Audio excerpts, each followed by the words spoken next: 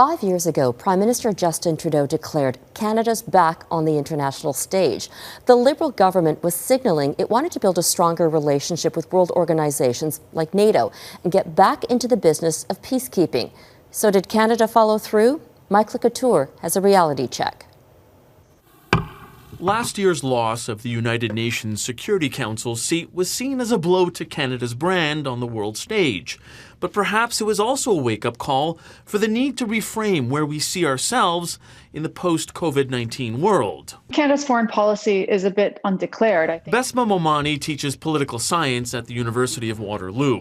While she applauds the Liberals' focus on a feminist foreign policy, she wonders how effective it will be. If you're looking for a policy that you can achieve your goals with very little financial resources to it, that is not one that you should put your monies, into, because it is an expensive endeavor and you're going to face a lot of global resistance to it. The feminist foreign policy is aimed at helping women and girls around the world, with an emphasis on female entrepreneurs.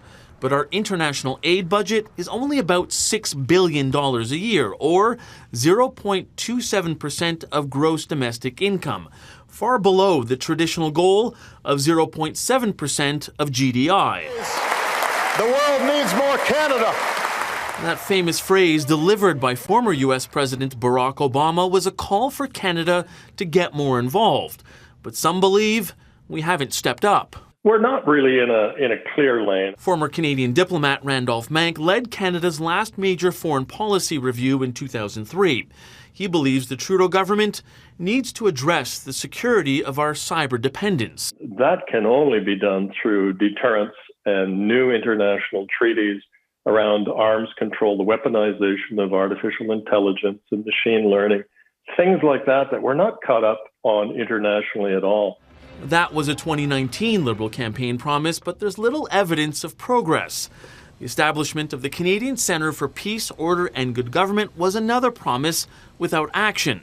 But this former diplomat believes it could build on our strengths. I would point to participation in the group that's trying to bring democracy to Venezuela, and our efforts through the Ottawa Group to reform the World Trade Organization to bring the United States back into it.